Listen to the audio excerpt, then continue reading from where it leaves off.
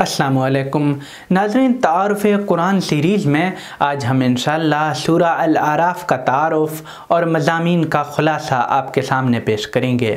نام: اس سورہ کا نام اعراف اس لیے رکھا گیا ہے کہ اس کی آیات 46-47 میں اعراف اور اصحاب اعراف کا ذکر آیا ہے۔ گویا اسے سورہ اعراف کہنے کا مطلب یہ ہے کہ وہ سورہ جس میں اعراف کا ذکر ہے۔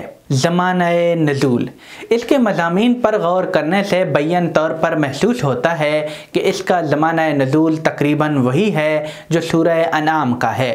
یہ بات تو یقین کے ساتھ نہیں کہی جا سکتی کہ یہ پہلے نازل ہوئی ہے یا وہ، مگر انداز تقریر سے صاف واضح ہو رہا ہے کہ ہے یہ اسی دور سے متعلق ہی۔ سورہ کا عمود اور سابق سورہ سے تعلق: سورہ انعام میں جیسا کہ واضح ہوا، قریش کو اسلام کی دعوت دی گئی ہے۔ یہ دعوت اس بنیاد پر دی گئی ہے کہ یہی اصل ملت ابراہیم ہے جس کی ابراہیم علیہ السلام نے اپنی ذریت کو تلقین کی، نہ کہ وہ مجموعہ بدعات و اوہام جو تم لیے بیٹھے ہو۔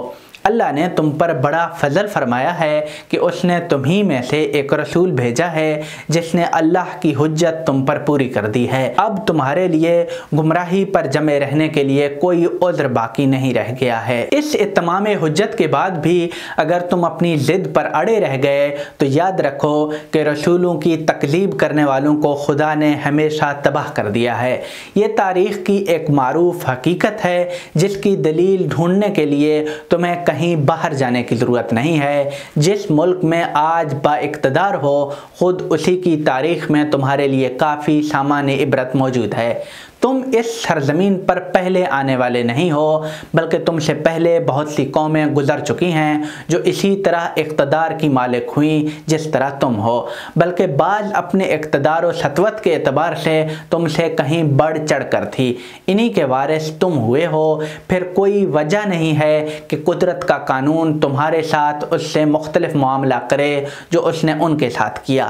ان کے جن جرائم کی بنیاد پر خدا نے ان کو ہلاک کر کے ان کی جگہ تم کو بخشی، انہی جرائم کے مرتکب تم ہوئے، تو خدا تم کو دندناتے پھرنے کے لیے کیوں چھوڑے رکھے گا؟ خدا کا قانون تو سب کے لیے ایک ہی ہے۔ انعام کے بعد اعراف انعام کا مثنیٰ سورہ ہے۔ اس میں دعوت کی بجائے انذار کا پہلو غالب ہے۔ اس میں صاف صاف قریش کو دھمکی دی گئی ہے کہ اگر تم نے اپنی روش نہ بدلی تو بس سمجھ لو کہ اب تم خدا کے عذاب کی زد میں ہو۔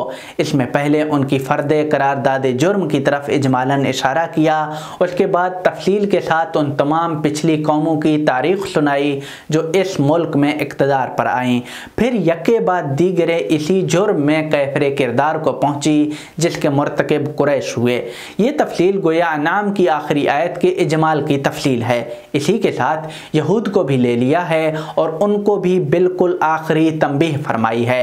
آخر میں عہد فطرت کو جو تمام ذریت آدم سے لیا گیا ہے بنیاد قرار دے کر انذار کے مضمون کو اس کے آخری نتائج تک پہنچا دیا ہے، جس کے بعد براءت، ہجرت اور اعلان جنگ یا نزول عذاب کے مراحل سامنے آ جاتے ہیں۔ اب ہم سورہ کے مطالب کا تجزیہ پیش کرتے ہیں تاکہ پوری سورہ بیک نظر نگاہ کے سامنے آ جائے۔ سورہ کے مطالب کا تجزیہ: آیات 1 تا 9 حضرت صلی اللہ علیہ وآلہ وسلم کو تسلی کہ اس کتاب الہی سے متعلق تمہاری ذمہ داری صرف یہ ہے کہ تم اس کے ذریعے سے لوگوں کو ہوشیار کر دو تاکہ ان پر اللہ کی حجت تمام ہو جائے۔ تم پر یہ ذمہ داری نہیں ہے کہ لوگ اس کو قبول بھی کر لیں، اس سے فائدہ صرف اہل ایمان ہی اٹھائیں گے۔ قریش کو تنبیہ کہ اس کتاب کو قبول کرو، ورنہ یاد رکھو کہ تم سے پہلے کتنی قومیں رسولوں کی تکذیب کے جرم میں ہلاک ہو چکی ہیں، اور جب خدا کا عذاب ان پر آیا تو اس کے مقابل میں وہ کوئی بند نہ باندھ سکیں، بلکہ انہوں نے خود اپنے جرم کا اقرار کیا اور عذاب الہی کی پکڑ میں آ گئیں۔ پھر تم پر ایک دن ایسا لازماً آنے والا ہے جس میں تم سے تمہاری ذمہ داریوں کے بابت پرسش ہونی ہے اور رسول سے اس کی ذمہ داری کے بابت۔ اس دن سارا کچھا چٹھا ہم سب کے سامنے رکھ دیں گے۔ اس دن جو میزان عدل نصب ہوگی، وہ ہر ایک کے اعمال تول کر بتا دے گا کہ کس کے پاس کتنا حق ہے کتنا باطل۔ اس دن فلاح صرف وہی پائیں گے جن کے پلڑے بھاری ہوں گے، باقی سب نامراد ہوں گے۔ آیات 10 تا 25۔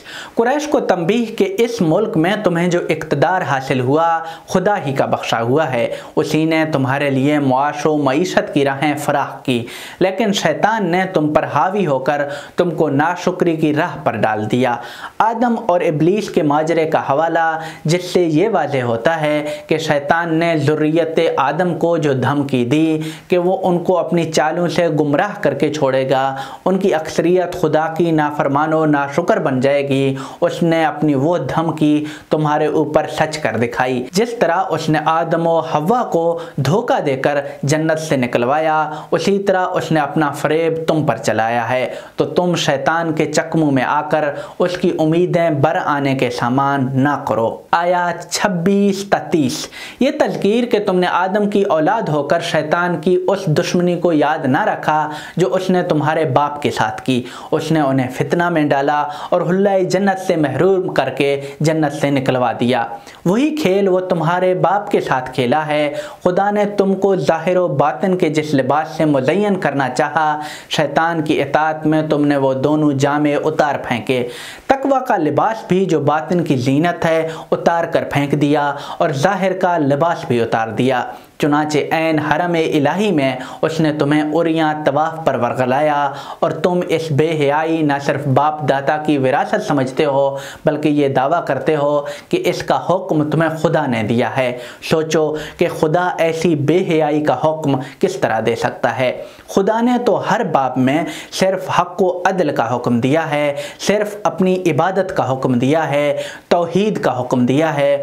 تم نے شیطان کی پیروی میں اپنے آپ کو فتنوں میں مبتلا کیا اور دعویٰ کرتے ہو کہ یہی راہ ہدایت کی راہ ہے۔ صرف تھوڑے سے لوگ اس فتنہ سے محفوظ رہ سکے۔ آیات 31 تا 34۔ قریش کو تنبیہ کہ اپنے جی سے تم نے یہ جو حرام و حلال بنا رکھا ہے اس کی کوئی بنیاد نہیں۔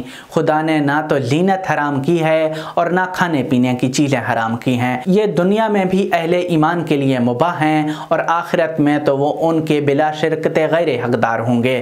خدا نے حرام بے حیائی کو ٹھہرایا ہے، خواہ ظاہری ہو یا باطنی۔ حق تلفی اور سرکشی کو حرام ٹھہرایا ہے جن کا کوئی جواز نہیں۔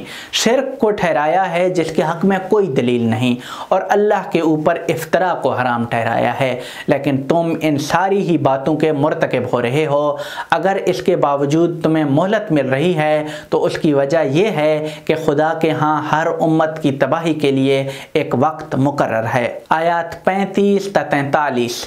اس امر کی یاد دہانی کہ ذریت آدم کو ابتدا ہی میں یہ ہدایت کر دی گئی تھی کہ اللہ تعالیٰ اپنے احکام سے آگاہ کرنے کے لیے اپنے رسول بھیجے گا، تو جو لوگ ان رسولوں کی پیروی کریں گے وہ جنت حاصل کریں گے، جو ان کو جھٹلائیں گے وہ دوزخ میں پڑیں گے۔ یہ دوزخ میں پڑنے والے سب ایک دوسرے کے اوپر لعنت بھیجیں گے اور ان کو کسی طرح دوزخ سے نکلنا نصیب نہ ہوگا، بس دوزخ کی آگ ہی ان کا اوڑھنا بچھونا بنے گی۔ البتہ جو اہل ایمان ہوں گے وہ جنت حاصل کریں گے، اور وہ باہم دیگر ایک دوسرے کی ملاقات سے مسرور اور اللہ کی بخشی ہوئی نعمتوں پر شکر گزار ہوں گے۔ وہ اعتراف کریں گے کہ یہ ہمیں جو کچھ خدا نے بخشا اپنے رسولوں کی پیروی کے طفیل بخشا، رسولوں نے جو کچھ فرمایا سب حرف حرف سچ ثابت ہوا۔ آیات 44 تا 53۔ اہل جنت کا اہل دوزخ سے خطاب کہ ہم سے تو ہمارے رب نے جو وعدے فرمائے تھے وہ سب حرف بحرف پورے ہوئے، تم بتاؤ کہ تم نے بھی وہ سب کچھ دیکھ لیا یا نہیں جس سے تمہیں آگاہ کیا گیا تھا۔ اہل دوزخ پر خدا کی طرف سے لعنت کا اعلان، اس امر کا بیان کہ مقام اعراف سے اہل ایمان کے ایک گروہ کو دوزخ اور جنت دونوں کا مشاہدہ کرایا جائے گا تاکہ وہ دیکھ لیں کہ خدا نے رسولوں کے ذریعے سے جن باتوں کی خبر دی تھی وہ سب پوری ہوئیں۔ اصحاب اعراف کی طرف طرف سے اہل جنت کو مبارکباد اور اہل دوزخ کو ملامت۔ اہل دوزخ کی اہل جنت سے فریاد کہ وہ ان پر کچھ کرم کریں، اہل جنت کی طرف سے جواب کہ جنت کی نعمتیں کفار پر حرام ہیں۔ اللہ تعالیٰ کی طرف سے یہ اعلان کہ جنہوں نے دنیا میں خدا کی باتوں کو نظر انداز کیا، آج خدا نے ان کو نظر انداز کر دیا ہے۔ کفار کی طرف سے اپنی محرومی و بدبختی پر اظہار حسرت۔ آیات 54 تا 58۔ کفار قریش کو تنبیہ کہ خلق و امر سب خدا ہی کے اختیار میں ہے، تو امید و بیم ہر حالت میں اسی کو پکارو۔ زمین میں اس کی اصلاح کے بعد فساد نہ برپا کرو۔ قیامت شدنی ہے، موت کے بعد زندگی کا مشاہدہ تم اس کائنات میں برابر کر رہے ہو۔ خدا نے ہر پہلو سے اپنی آیات واضح فرما دی ہیں۔ آیات 59 تا 93۔ قوم نوح، قوم ہود، قوم صالح، قوم لوط، قوم شعیب کی سرگزشتیں جو اس بات کا تاریخی ثبوت ہیں کہ جو قومیں فساد فی الارض کی مرتکب ہوتی اور اپنے رسولوں کی دعوت اصلاح کی تکذیب کر دیتی، اللہ تعالیٰ ان کو صفحہ ارض سے مٹا دیتا ہے۔ آیات 94 تا 102۔ مذکورہ بالا سرگزشتوں پر ایک اجمالی تبصرہ، قوموں کے ساتھ اللہ تعالیٰ جو معاملہ کرتا ہے اس کے بعض بنیادی اصول اور بعض حکمتیں اور عبرتیں۔ قریش کو یہ تنبیہ کہ انہی کے خلف تم ہو، تو اگر تم دیدہ عبرت سے دیکھتے تو تمہارے اپنے ملک کی تاریخ میں تمہارے لیے کافی سامان عبرت موجود ہے، لیکن جس طرح ان قوموں کے دلوں پر اللہ کی مہر لگ گئی تھی، اسی طرح تمہارے دلوں پر بھی اللہ کی مہر لگ چکی ہے۔ آیات 103 تا 136۔ حضرت موسیٰ اور فرعون کی سرگزشت، جس سے واضح ہوتا ہے کہ فرعون نے حضرت موسیٰ علیہ السلام کو شکست دینے کے لیے تمام ہتھ کنڈے جو اس کے امکان میں تھے استعمال کیے، لیکن اللہ تعالیٰ نے ان کو بامراد کیا اور فرعون کو تمام اسباب و وسائل کے علی الرغم شکست دی۔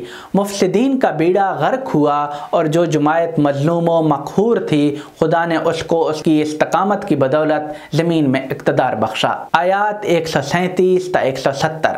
بنی اسرائیل کی تاریخ کے تمام ادوار پر ایک جامع تبصرہ، جس سے واضح ہوتا ہے کہ اللہ تعالیٰ نے ان پر ہمیشہ بڑے بڑے کرم فرمائے، لیکن انہوں نے شروع سے لے کر اب تک ہمیشہ خدا کے انعامات کی ناقدری کی اور کسی تذکیر و تنبیہ سے بھی کوئی پائیدار فائدہ نہیں اٹھایا، اور اب بھی ان کی روش وہی ہے۔ چنانچہ جس حق کی علمبرداری کی ذمہ داری ان پر ڈالی گئی تھی، وہ اس کی مخالفت میں پیش ہیں، حالانکہ یہ موقع ان کے لیے آخری موقع ہے جس کو ضائع کر دینے کے بعد ان کے لیے دائمی ذلت کے سوا اور کوئی چیز باقی نہیں رہ جائے گی۔ آیات 171 تا 206۔ خاتمہ سورہ، جس میں قریش کو عہد فطرت کی یاد دہانی کی گئی ہے اور بنی اسرائیل کے حالات سے عبرت حاصل کرنے کی دعوت دی گئی ہے۔ پھر ان کو عذاب الہی کی دھمکی دی گئی ہے اور خبردار کیا گیا ہے کہ جب اللہ کی پکڑ میں آ جاؤ گے تو تمہارے یہ اولیاء و اصنام جو تم نے گھڑ رکھے ہیں کچھ کام نہیں آئیں گی۔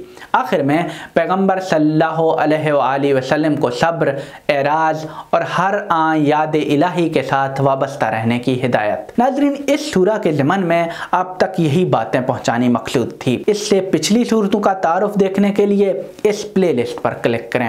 ہمیں آپ کی رائے کا انتظار رہے گا۔ آپ کا بہت بہت شکریہ۔